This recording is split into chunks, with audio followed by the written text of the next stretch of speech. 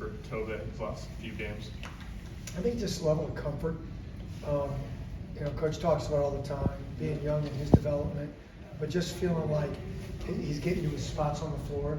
I think that's something that Coach has stressed with Tove, and Tove's done a good job of trying to figure out where am I effective, getting into my moves, playing with better pace, seeing where the help's coming from or not, making decisions with the basketball. I think all that's improved. How is the scout change when you're playing the team the first time as opposed to the second time? Well, they're a lot better. They were really good when they came here. We played exceptionally well that night.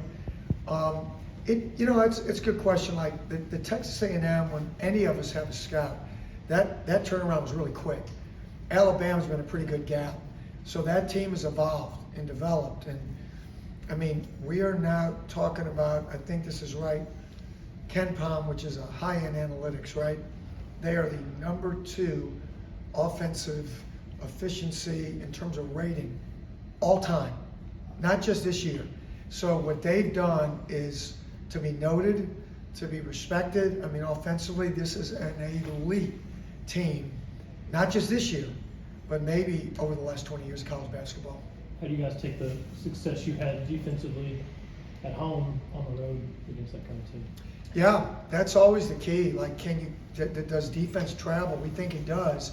But obviously the energy you get playing in Thompson Bowling Arena, Food City Center, is tremendous. You guys saw it, the roar of the crowd down the stretch in the last game was big time.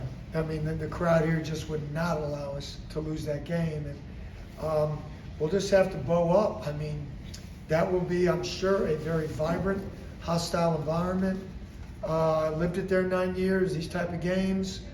They're what you kind of, come here for, go there for, play in the SEC for. So we're going to have to bow up and play like a group of grown men. What does it do for a team when you go into a championship kind of environment and championship kind of game before you get into the NCAA tournament? I think it's, you embrace it as a great opportunity to see what, where you are from a mentality standpoint, where you are from a maturity standpoint, how you're going to deal with it, how you're going to deal with the runs and the ebbs and flow of a game like this, where there is a lot on the line, even though we know that there's 2 other tough games coming up.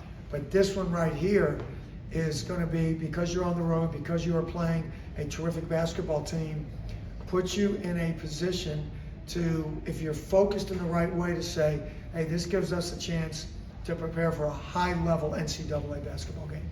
Coach, because of Dalton, how much better equipped do you feel like this team, and probably not just because of Dalton, but just overall offensively, how much better equipped do you feel like this team is headed into March? I mean, you just won a game the other night, you had to score 90. And yeah. I don't know if last year's team could have done that. Well, I think it's fair to say probably not, right? Do you remember that? But I do. But I will say this, I don't know that the other team would have got 82 or 84, whatever it was. We're different. You're no question. The beauty of this team and that it's still a top 2-3 defensive team in the country, and we're, last I looked, I think 17th offensively in the nation. We weren't there last year in that. And so there are given nights, as much as you hate to admit it because you hang your head on defense, to where you have to be really good on offense. Like, when are we going to make a stop? Auburn was so good in that game, executing and getting to the line and getting the ball to the right guys in the right spots, that to your point, Rob, like, we really had to probably win that game on offense, sprinkled in with making some key stops, which we did. And but no, we're much more equipped this year on a given night to go out there and possibly win a game on offense. What's your mindset as a coach going into this type of game, a rematch? You mentioned the length in between, but also that was one of their worst days of the season for them. Are you kind of, what they are and what they're about, but are you also planning for them to maybe mix it up totally different just based off of how that last game went?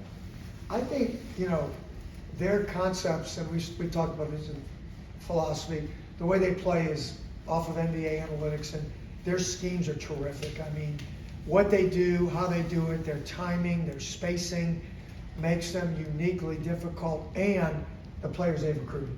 So none of that works without really good players, and then if you have really good players, none of it works without what I just said, right? The former. So for us, it's going to be a great challenge. I think Coach Oates said this here, we did a good job of staying out of rotation. So if you said a couple things we got to do our very best. It's not going to happen all night. You're not shutting them out. They're on a prolific scoring, what they've done here in the SEC. But as much as we can do a great job guarding the basketball and then not give them, I think right now they're all the way up to the 5th best offensive rebounding team in the country.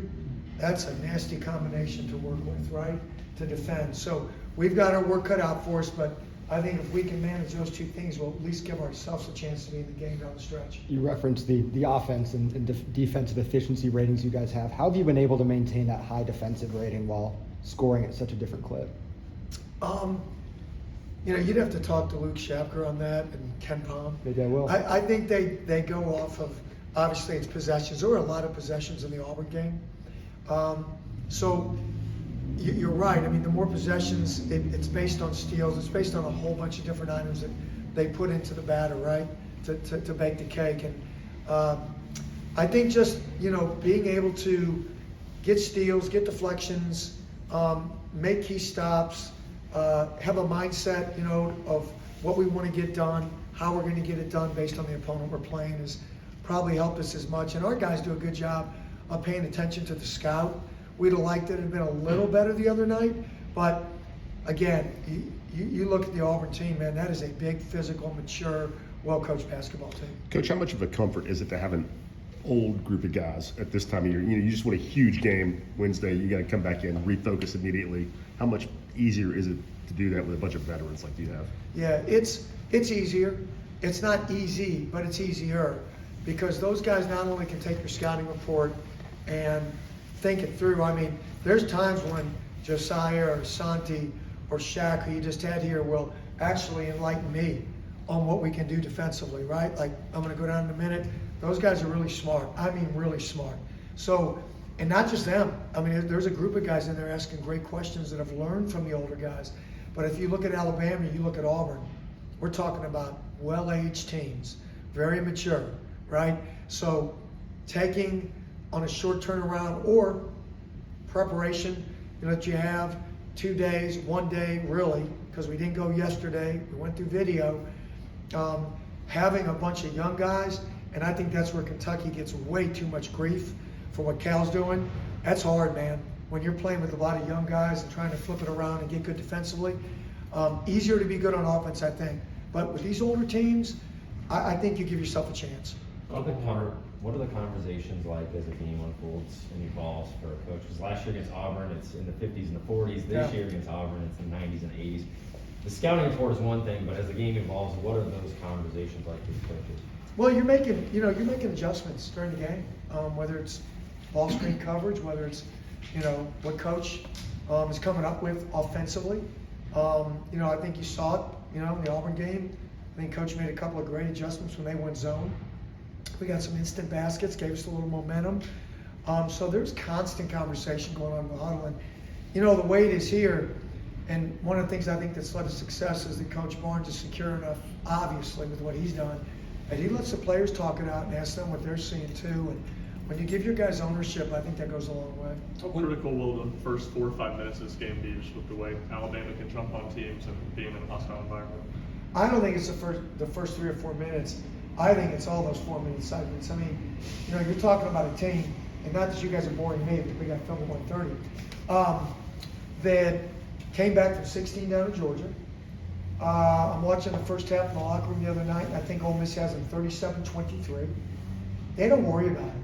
Like, you talk about lightning bolts, they got a bunch of them, So with them, you have to understand there's going to be runs. You have to be mature enough to play through those runs. You can't let your emotions dictate your enthusiasm to guard. So hopefully we're going to be mature enough to do that. And hopefully we're going to score the ball and do the things that, we were talking about earlier offensively. When you decided to come back to the college ranks, just weeks like this, going into Coleman on Saturday, it had to have been, something you were looking forward to now that you have this opportunity. Just how cool is it for you? Well, other than being called a traitor by most of the people that I know that are still there, like, how could you do that, right? As I always say, it's been a privilege to be here.